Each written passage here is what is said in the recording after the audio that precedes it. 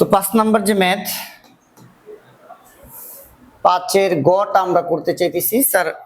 প্রশ্নে কি বলছে, 10 কেজি ভরের একটি বস্তু 30 মিটার উঁচু হতে বিনা বাধায় 20 মিটার পার সেকেন্ড বেগে একটি স্প্রিং এর উপর পড়ায়। তো স্যার এই যে ভূমিতে একটা স্প্রিং আছে, এইটা একটা বস্তু, এর ভর হইতেছে 10 কেজি। তো বলছে 10 কেজি ভরের একটি বস্তু 30 মিটার উঁচু থেকে, যে 30 মিটার উঁচু থেকে বিনা বাধায় 20 মিটার পার সেকেন্ড বেগে একটা স্প্রিং এর উপর পড়ায়। স্যার স্প্রিং এর উপর এসব বাড়ি খাইছে কত বেগ দিয়া? বলছে কি 20 মিটার পার সেকেন্ড বেগে। 20 মিটার পার সেকেন্ড বেগে স্প্রিং এর উপর এসব বাড়ি খাইছে, মানে একটা সংঘর্ষ হয়েছে। বলছে সংকুচিত অবস্থায় স্প্রিং এর দৈর্ঘ্য 10 সেন্টিমিটার, স্প্রিং ধ্রুবক দিছে। গতে বলছে স্প্রিংটি কতটুকু সংকুচিত হবে। স্যার ওই যে সংঘর্ষ হয়েছে, শক্তির রূপান্তর হয়েছে, তাহলে আমরা দুইটা সূত্র লিখি, হাফ কে এক্স স্কোয়ার সমান সমান, হয় আমরা বসাই mg, নাহলে হাফ কে এক্স স্কোয়ার সমান সমান আমরা বসাই হাফ mv স্কোয়ার। এখন একটু চিন্তা করো দুইটার মধ্যে কোনটা করব। এই সূত্রগুলো দিয়েই কেন? কারণ একটা সংঘর্ষ হয়েছে। কি হয়েছে স্যার? সংঘর্ষ হয়েছে। ওকে, অর্থাৎ একটা বস্তু আইসা স্প্রিং এর উপর বাড়ি খাইছে, তাহলে শক্তির রূপান্তর হবে। এক পাশে তো হাফ কে এক্স স্কোয়ার, তাহলে আমিও লিখলাম হাফ কে এক্স স্কোয়ার। আর এক পাশে স্যার আমি mg বসাবো যদি একটা উচ্চতা দেওয়া থাকে। এই প্রশ্নে একটা উচ্চতা দেওয়া আছে 30 মিটার। আবার হাফ mv স্কোয়ার বসাবো যদি বেগ দেওয়া থাকে, তুমি যে কোনোটা দিয়ে বসাইতে পারবা। তো আমি বেগ দেওয়া আছে যেহেতু 20 মিটার পার সেকেন্ড বেগে, আমি হাফ mv স্কোয়ার বসাই দিলাম। হাফ mv স্কোয়ার, হাফ আর হাফ কাটা, তাহলে কে এক্স স্কোয়ার সমান সমান mv স্কোয়ার। স্যার কে এর পরিচয় কি? কে এর পরিচয় হইছে স্প্রিং ধ্রুবক। এইখানে দেখো স্প্রিং ধ্রুবক কে এর মান দিয়ে দিছে 10 টু দি পাওয়ার 5। তাহলে কে এর মান কত sir? 10 to the power 5 into x. X এর পরিচয় হইছে এটা কতটুকু সংকুচিত হবে বা কতটুকু প্রসারিত হবে, এটাই বের করতে বলছি, স্প্রিং কতটুকু সংকুচিত হবে। তাহলে আমি এক্স এর মান বের করব, অর্থাৎ এক্স স্কোয়ার সমান সমান এম হইতেছে স্যার ভর, অর্থাৎ যে বস্তুটা স্প্রিং এর উপরে এসব বাড়ি খাইছে ওই বস্তুর ভর। এই যে স্যার বলছে 10 কেজি ভরের একটি বস্তু, তাহলে এম এর মান কত স্যার? 10 ইন্টু ভি বেগ, যে বেগে বস্তু এসা স্প্রিং এর উপর বাড়ি খাইছে। কত বেগে বাড়ি খাইছে? 20 মিটার পার সেকেন্ড, তাহলে এটা হচ্ছে 20 স্কোয়ার।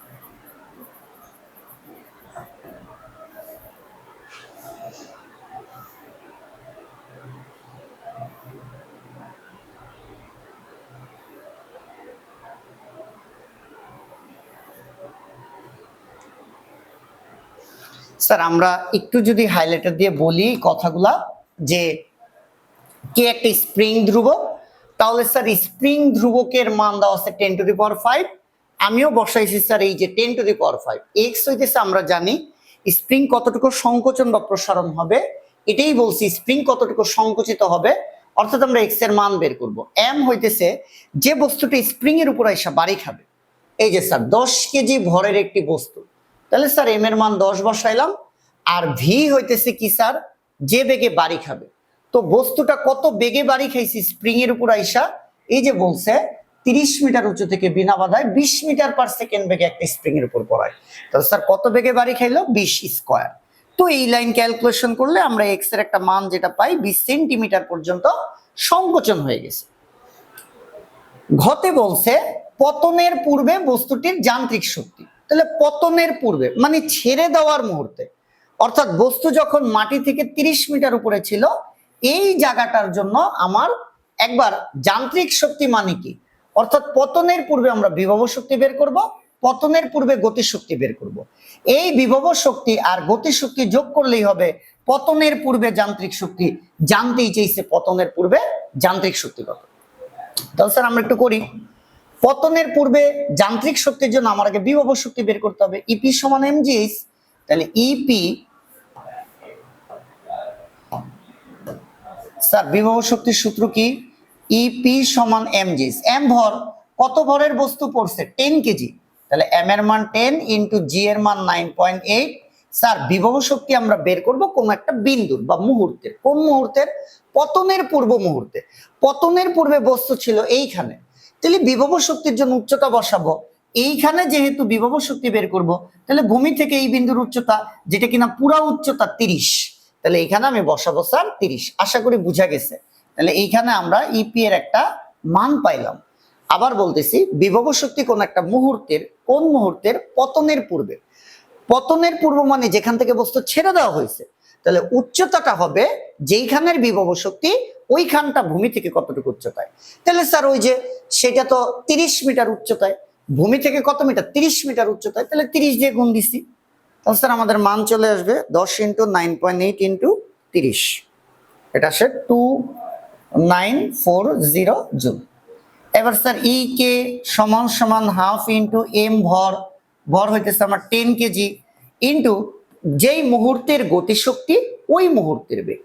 গতিশক্তিটা পতনের পূর্বে, তো পতনের পূর্বে বা পতনের মুহূর্তে তো বস্তুটা টপ পজিশনে ছিল, এখান থেকে তো ছেড়ে দেওয়া হয় নাই এখনো, তাহলে যখন এইখানের গতিশক্তি তখন এইখানেরই বেগ লাগবে, জি কে সমান হাফ এম বি স্কোয়ার, যেই মুহূর্তের গতিশক্তি ওই মুহূর্তের বেগ। পতনের পূর্বের গতিশক্তি, তাহলে পতনের মুহূর্তে তো বস্তুটার কোনো বেগ নাই, পতনের মুহূর্তে ছেড়ে দেই নাই, তাহলে বেগ কত স্যার 0, 0, তাহলে ই কে এর ভ্যালু হইতেছে স্যার 0। তাহলে যান্ত্রিক শক্তি ইপি, ইপি এর মান কত 2940 প্লাস ই কে এর মান কত 0, তাহলে ই এর যে মানটা আসে 2940 জুল।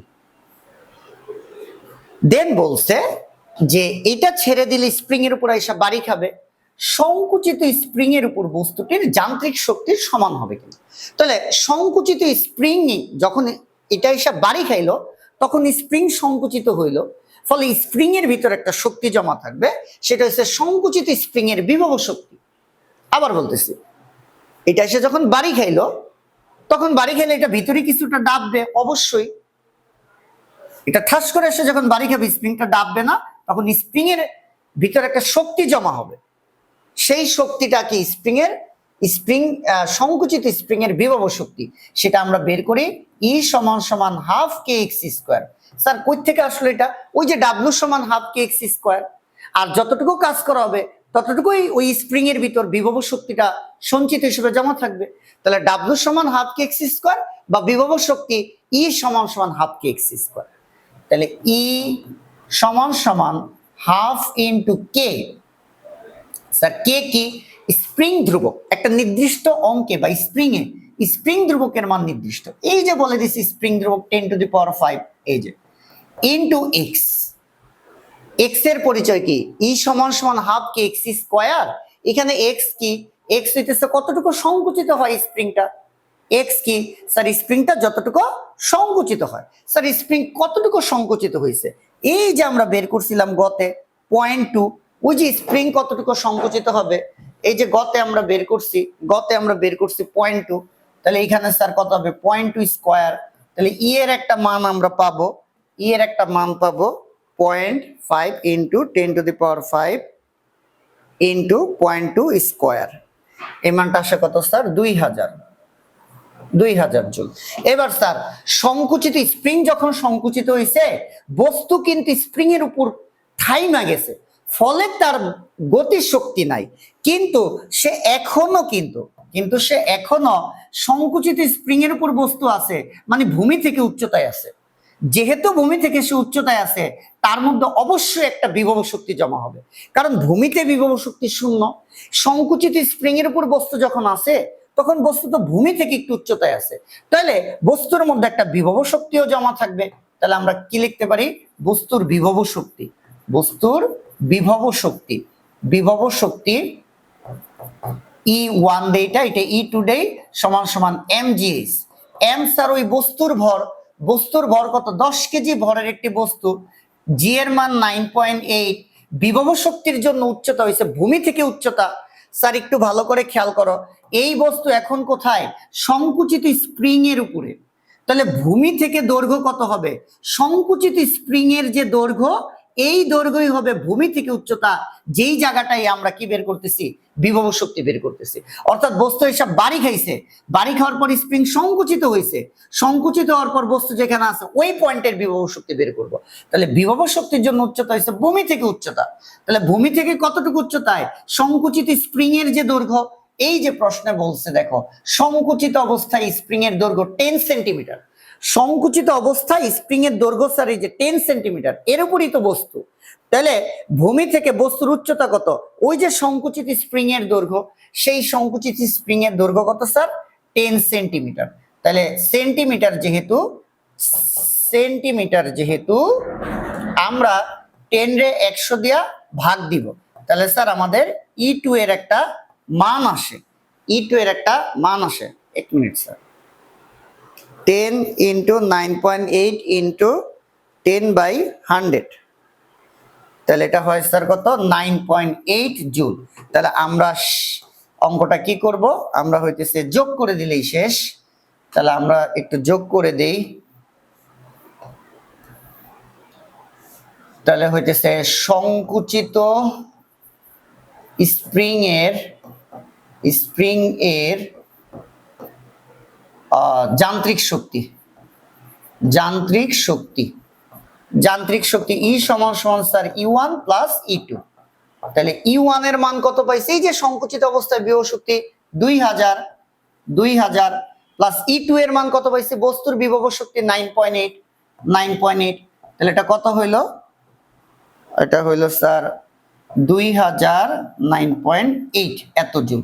তাহলে স্যার এটা শক্তি সমান হবে কিনা, না, শক্তি কিন্তু সমান হবে না।